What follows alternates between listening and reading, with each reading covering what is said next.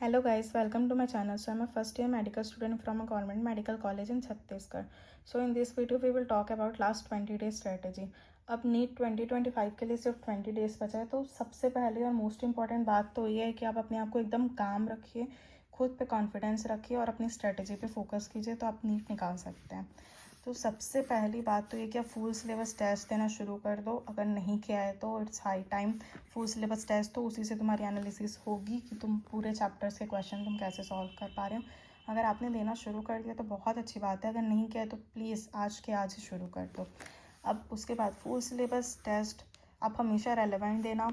मैं आपको सजेस्ट करूँगी एलएन के मेजर टेस्ट दो। एलएन के मेजर फुल सिलेबस टेस्ट बहुत अच्छे होते हैं, टोटली नीट बेस्ड होते हैं, एनसीईआरटी बेस्ड होते हैं, बहुत अच्छे क्वेश्चन होते हैं। मैंने ऑलमोस्ट 30 to 40 एलएन के मेजर टेस्ट सॉल्व किए हैं, बहुत अच्छे पेपर होते हैं उनके। अब इसमें जो भी आप गलत करेंगे, जो भी क्वेश्चन, उन्हें आप एक बार थ्योरी से पढ़िए।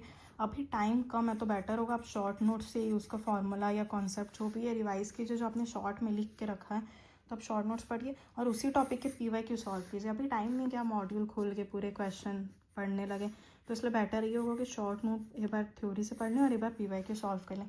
अगर उसी टॉपिक के क्वेश्चन आपके कॉन्स्टेंटली गलत हो रहे हैं, मतलब आप इस टेस्ट में भी उसी क्वेश्चन गलत कर रहे हो, अगले टेस्ट में भी उसी टॉपिक के गलत कर रहे हो, तब फिर आप एक बार फुल नोट्स पढ़ लो और जो उसमें टीचर ने क्वेश्चन सॉल्व कराए उससे सॉल्व कर लो, वो ज़रूर हेल्प करेगा। और बायोलॉजी में जो भी क्वेश्चन आपका गलत हो रहा है उसका पूरा का पूरा पैराग्राफ ही रिवाइज करो एक बार। ऐसा नहीं कि बस वो लाइन एक बार पढ़ ली या एनसीईआरटी से ढूंढ ली, नहीं, आप पूरा का पूरा पैराग्राफ एक बार रिवाइज करो, तभी वो टॉपिक स्ट्रॉन्ग हो पाएगा।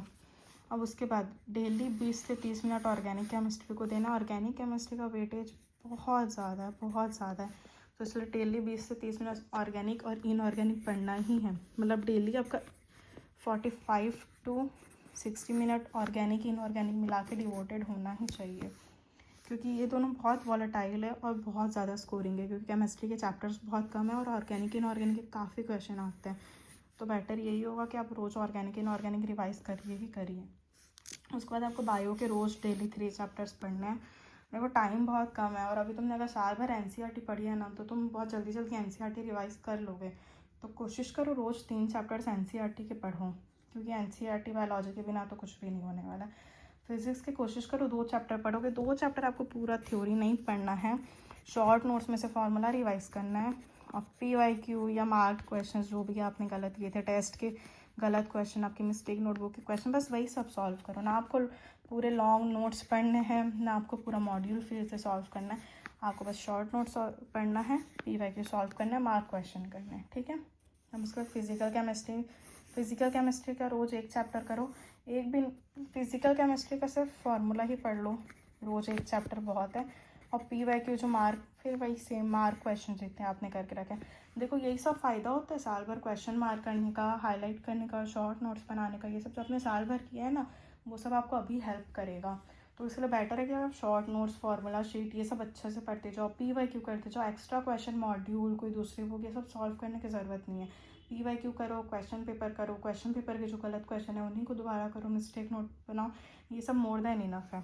और मेन तो ये कि यार खुश रहो, ज़्यादा स्ट्रेस मत लो। तुम खुश रहोगे तो पढ़ाई अच्छे से कर पाओगे, मोटिवेटेड रहोगे तो टेस्ट तुम्हारे अच्छे जाएंगे, एग्ज़ाम अच्छा जाएगा तुम्हारा, ठीक है। कोई भी एक्स्ट्रा टफ टेस्ट सीरीज़ या क्वेश्चन पेपर मत सॉल्व करना, क्योंकि ये डीमोटिवेट करेगा, ठीक है। और मेन तो यही यार कि खुश रहो, खुद पे कॉन्फिडेंस रखो, तुमने मेहनत की है तो तुम्हें उसका रिजल्ट ज़रूर मिलेगा, ठीक है। So all the very very very best. बहुत अच्छा करोगे तुम, खुद पे भरोसा रखो। Bye bye.